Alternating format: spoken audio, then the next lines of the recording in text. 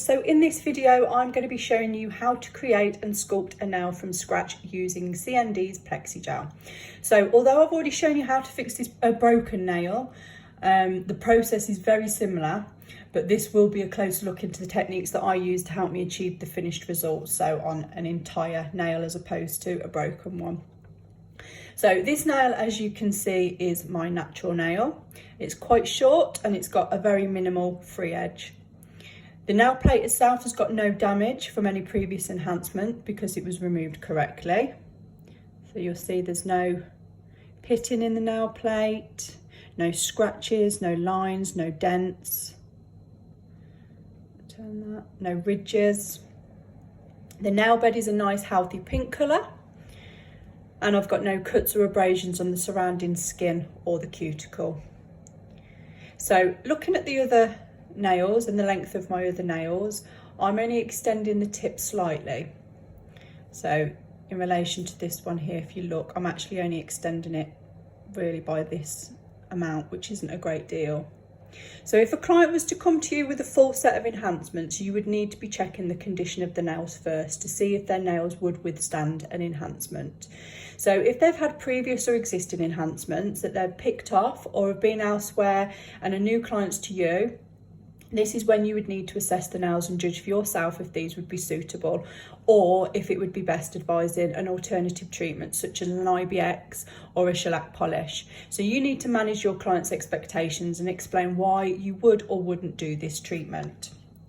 And the reasons why you would and wouldn't do this treatment would depend on the condition of their natural nail and whether it would be able to stand an enhancement, or if you would end up doing more damage to that nail by applying an enhancement. Be afraid to tell a client that you don't think an enhancement is the right way to go for them if you don't feel that their nails are strong enough, because they will actually thank you in the long run. You're the professional, and as well as the service that you're providing for them, they are paying for your time and your knowledge and your expertise, which is why you always need to charge your worth. And this is something I myself have failed to do in the past because I was too scared that I might lose clients. And just don't be. Charge your worth, and the clients that don't want to pay an extra £5 can go somewhere cheaper. Don't stress about it. The clients that you want and your ideal clients are the ones that will appreciate your skills and the time and effort you put into your work, and the time and money that you spend upskilling to make sure that you're giving them the best service. And they will be happy to pay your worth. Don't be afraid to say no to a service if you feel that it will be no benefit to your client. Instead, offer them an alternative. Explain why you're doing this, and they will appreciate your honesty. And then you'll actually probably find that you'll end up getting a real loyal regular client from it, because instead of you just taking their money like some salons probably would just to get an enhancement on and get them out there, you're actually showing the client that you're looking at the condition of their nail, and you are looking after their nail, and you are looking at the integrity of their nail. Again, sorry for digressing, but as I say, the things that I tend to fit into my videos I do feel are relevant to what the topic and the things that I'm discussing. So anyway, moving on. As a rule, when I'm extending somebody's nail, I wouldn't extend any longer than the length of their natural nail here. And so the reason I do that is because if you can imagine a set of weighing scales, if you have got more length on your free edge in comparison to your nail bed, it would tip the scales. So here, if you'd extended it and that was longer, the weight on this side would be more so than the strength that you could fit this side. I mean, you'd have to build a pretty big apex or a solid structure of an apex to make sure that that's not going to break. But you're still probably going to find, depending on what they do job wise, if it's too long, that is going to have extra pressure on this end here, and then that's likely to snap. So I wouldn't ever extend any more than the natural length of the nail, so it's an evenly balanced enhancement. Now, although if you're using a professional and legal product, and what I mean by that are products produced by legitimate and well-known brands as opposed to fake ones from eBay, or products containing MMA, which is methyl methacrylate, which I'll go into more detail in a moment, your enhancement would snap or break rather than pulling off your entire nail. So if you did have a longer extension and you were to break the nail and you'd used products containing EMA, legitimate products, then what would happen, that enhancement would just snap and it wouldn't cause any sort of detrimental effect to your natural nail. Whereas if, you know, you were using a product that got MMA in it, what would happen is it would potentially just pull your whole nail off. So, you know, I would still be mindful of the fact that if you're extending a free edge, it will compromise the strength of your client's nail. So I'll be adding a small extension edge to match my other nails. And as you can see, it is less than my nail bed. So structurally, this would be fine. Again, the shape you choose will also contribute to the longevity of your enhancements. I tend to go normally for like a short sort of scroval or a square, because I do massage as well. So obviously these aren't ideal for massaging, but being as I'm off, I thought I'll make the most of it and have some longer ones and some more pointier ones. So what I would do is I'd prep this nail by doing the cuticle work, which I've already done, and then I'd take a 240 grit file or buffer to remove the surface shine, and then I would cleanse with your chosen dehydrator. So for me, it's Scrub Fresh to remove any of the oils or debris. So I've got my Scrub Fresh here in my glass bottle. So you would go over that to remove any of the surface shine or any debris from the nail plate, and then I would apply a layer of bonder. The reason you would apply a bonder first of all would be to make sure that your product that you're going to be applying next has got an anchor or a sticky layer to adhere to. So you would apply your bonder and you would flash cure that for 10 seconds to prevent any heat spike. You would then fit your form, and then you would move on to applying your builder gel. So I'm going to do these first few steps off camera quickly, and then we'll go straight into building the actual enhancement. So I've fitted my form, I've prepped the nail, and I've applied my bonder. So I'm ready to go in now with my builder gel to create my enhancement.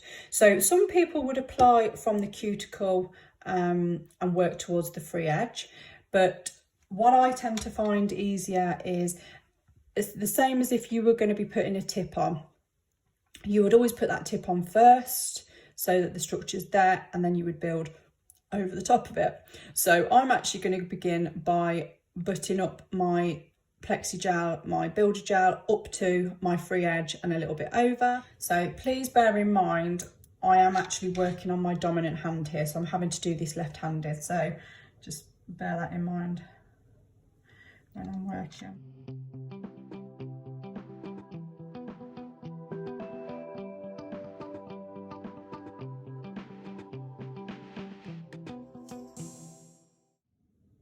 So use your guide, your markers,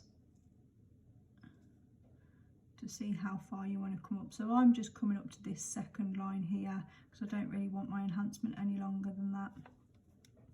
And then once you're happy with that, you would then flash cure again. So you just pop it into the lamp and you would flash cure for 10 seconds. So that's been in and that's cured. So what I would say when you are working with a builder gel or acrylic product, you do need to work reasonably quickly with a builder gel due to its self-leveling nature. So obviously the pull of gravity will start pulling that product down. So the quicker that you can work with that, the more likely you are to get the shape how you want it. If you start taking too long, that product will begin to sort of spread and move, and then you've got to spend more time sort of getting it into place.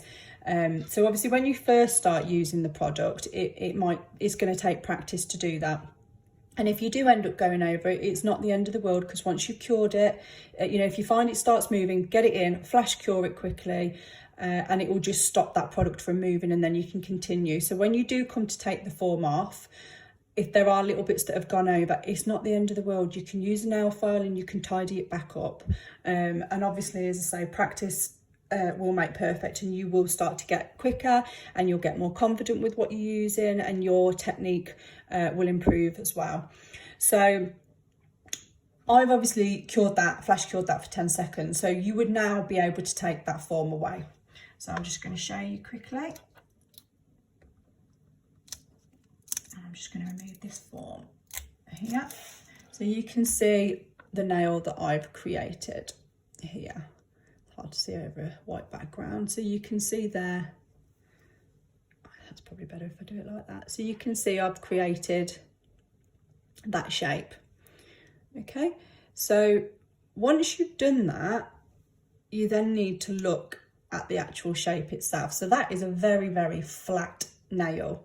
So there's no strength to that whatsoever. And then if you look at it down the barrel, that is really, really flat, no apex, and it's very, very thin. So that enhancement will just completely break. So now what you need to do is you need to work on building that structure and creating that nice apex from the barrel and then from the side to help with the structure. Now, as I mentioned, it's not a long enhancement, so you don't need to do a massive apex, otherwise the nail will just look unsightly and it will look thick and bulky, and you don't want that. If I'm doing a full set of nails as opposed to just a repair or just one that needed to be done, what I tend to do is I would do the base like I've just done a minute ago, on 1 or 2 nails maybe if I can work quite quickly, or maybe 3 if I can work quite quickly, get them in, flash cure, then move on to the 4th one. And I would always make sure these 4 have been flash cured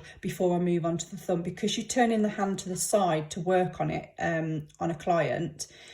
If you don't flash cure these ones, when you turn that hand to the side, the nature of gravity will pull any of the builder gel that you've applied here, it will start pulling it downwards. So when you turn the hand back that way to pop it in, you'll find that all the product has moved to one side.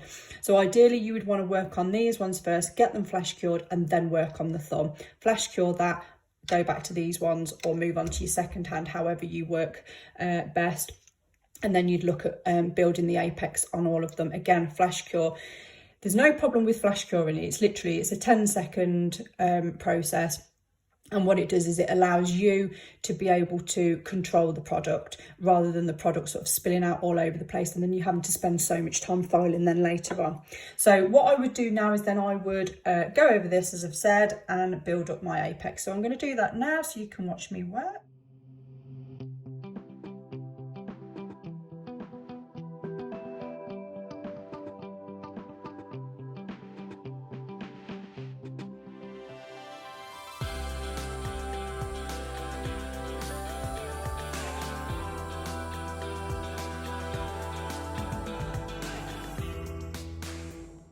So always turn your finger around and have a look and check your shape, because it will just mean that you've then got to spend less time filing to get it right. And always cap around your free edge. So I'm actually happy with that. So again, I'm going to go in and I'm just going to flash cure that so that it doesn't build up any heat spike on the nail, because you are applying quite a thick amount of builder to it. So if you were to go straight in and pop that on for a minute, what you would probably find is you would start to generate quite a lot of heat in the area. And you don't want that because that's uncomfortable for the client. So again, you take it out, that's been flash cured, you take it out, you'd look at the enhancement. Are you happy with the apex? You look at it from the barrel of the nail. Are you happy with the arch that you've got? Again, it's not a huge enhancement, so you don't want to be doing a massive apex on it. So I'm now happy with that nail and I'm going to go in for the full 1 minute cure. So pop it on button 2B because we're working with builder gel as opposed to the shellac. So whilst this is curing, I'm just going to touch on the difference then between EMA, ethyl methacrylate, which is found in your liquid monomers and your gels, etc. So this product is actually safe to use because the chemical composition is meant to match the natural surface of a healthy nail. Any products that you find that contain MMA, which is methyl methacrylate, has been banned. So although there are still salons, unfortunately, that use these products, the reason that these salons use this product is because it is actually a much cheaper alternative and it leads to a stronger adhesion to the nail plate. So the enhancement lasts a lot longer, and obviously clients, you know, rave about, oh, you know, they've lasted me ages. Well, that's the reason why. So it was actually referred to as dental acrylic or porcelain nails, and the reason this is because MMA is in fact used to make resins, plastics and dentures. So whilst dentures do go into the mouth and will have direct contact with the skin, they've already been cured. So before they actually come into contact with the mouth or the skin, the product that they're using, the dentures that they're using, have already been cured. Whereas a monomer or a gel, they're still in liquid form and they're cured once they're on the nail plate in the lamp. So you are being exposed to contact with these whilst they're in the wet form, and what that will do is lead on to further allergies to any other products. So if MMA is used on the nail and it's cured, it can cause permanent damage to the nail, especially if you break your nail. So unlike EMA, as I was touching on earlier, which is in like your legitimate products, and you'll find in a lot of your products, the nail will just snap if you break it. So if, for example, you're opening your car boot and you catch it and the nail pings back, what it would do is it would snap your nail. And you know how much that hurts when that happens. So if you imagine you've got MMA on, that wouldn't just snap your nail, that would rip your whole nail off with it, because it's such a hard structure. So you imagine how painful that is, having your whole nail ripped away and potentially not growing back. So there are a few ways of telling if a salon is using this product. One, the prices will be significantly lower or discounted, and the reason being is because the product itself is so inexpensive to buy, whereas obviously the more legitimate ones will be dearer because the product they're using is a dearer product. Number two, you will find that often they'll overfile your natural nail, so with an e-file, and that creates better adhesion. So they'll with an e-file, they will etch and etch and etch your natural nail before they even put an enhancement on. So don't confuse this with reputable salons that will use an e-file correctly just to sort of etch over lightly. It's the ones that keep going over and over and over, and then you're finding that your natural nail is that thin and they've burnt it. And number three, they'll have to file the enhancement down with an e-file to completely remove it. So if you wanted your set removing, a salon that uses EMA will be able to just e-file the design and the colour back down to the clear that they put on, and then they would just soak that. It would take far too long to be able to soak a product that's got MMA in it, and if they do try and soak it, or if you get a client that comes from another salon and you're trying to soak it off, it'll be really sticky and smelly. And that's another reason why I just wouldn't work on anybody else's without knowing what product they've used. And then finally, the fourth tell is usually the product won't be in a labelled bottle. So obviously you've seen that I've got these bottles here, and so this is dispersed. I've also got my Scrub Fresh, which you've seen is in this bottle, and then I've also got my Awfully Fast, which is a remover, in this bottle here. I decant those from my larger bottles just because I really love the look of these bottles. I just think they're a lot nicer. And my mobile pots that I've got are the smaller size ones, or I have actually got the plastic ones that you pump into it.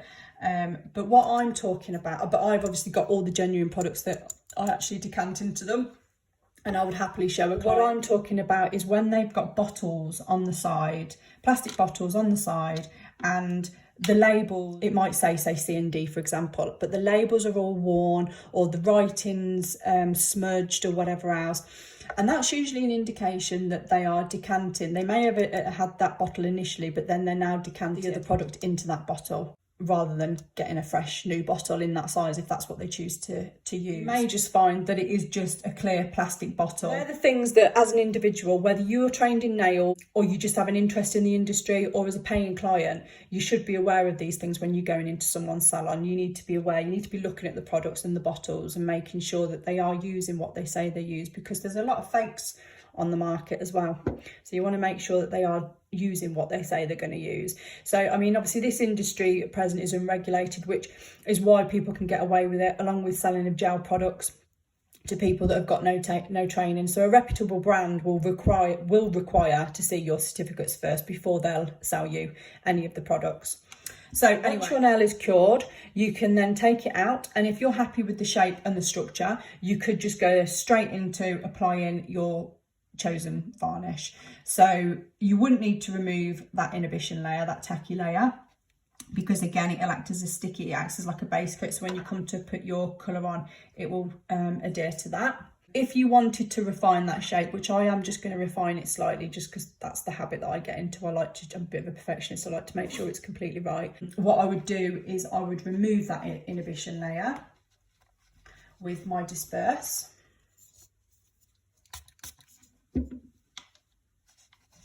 So it takes that sticky inhibition layer off, and then I would go in and file that nail and get it how I wanted it before I would then go in to use my chosen colour.